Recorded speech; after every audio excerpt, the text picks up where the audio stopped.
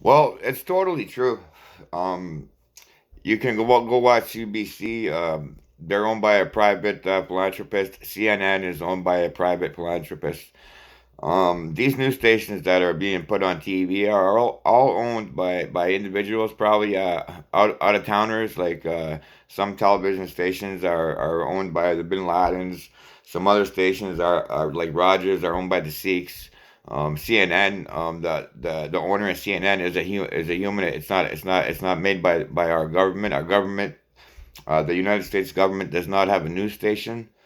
Um, like all this propaganda about Trump dropping this bomb, like saying like he was totally like in charge of it all, and everybody's trying to point fingers at him. Why are you posting pointing fingers at Salami a week and a half ago, 1 week before he was assassinated? The United States Embassy in Iraq was attacked and had a bunch of those flare bombs thrown through the windows, and everybody had to evacuate. And they killed an American contractor working on the oil fields. So before you guys start pointing fingers at Donald Trump, why don't you do some studies on these news stations? They're just shooting up propaganda for the Democratic Party to try and impeach Trump again more. So, in my opinion, he's the best president we had since John F. Kennedy. He doesn't want to start a war. Iran asked for the United States military to withdraw from their country. They released a mandate that they will comply. They'll pull out their troops if there's no repercussions of what happened.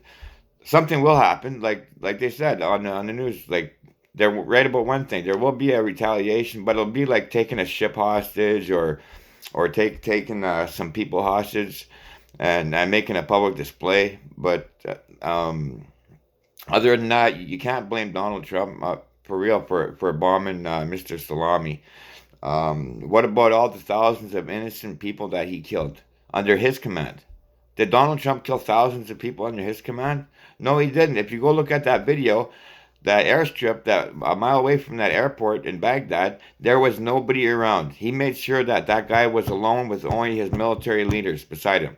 Okay, so he didn't go dropping bombs on women and children or innocent people. He killed his target. The United States military was in charge of that operation. And people like CNN and ABC and other reporters around the world are trying to turn the table and blame Trump. Blame Trump for what? All Trump did was protect our country, Canada, United States, United Kingdom. He's protecting all y'all. Okay?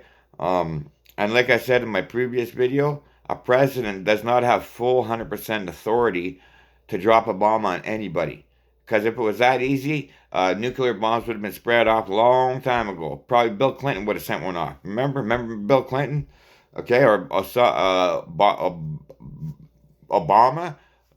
So like everybody should get off Trump's back. He's got about 10 months left of service, and he has to try to keep control of Americans. I know they're having a lot of protests going on up there, but stick behind your country, stick behind your countrymen, and stop pointing the finger at Donald Trump, please. It's not his fault that Mr. Salami killed thousands of innocent people and armed ISIS, armed Al Qaeda, armed Al Mashahid, and other war criminals. So taking him out of the game is just a piece of the chessboard. And if you want to blame Donald Trump or something, blame him for bringing America back. Blame him for making America number one on his plate. You know what? Because if I was president, I wouldn't want to have an $80 million bounty on my head. That man has children. He has a wife and he has children. And he's doing what's right for America. And he's putting his own life on the line. Okay? He's putting his life on the line. So stop bashing Donald Trump. Get down to the real news and stop ISIS. Amen.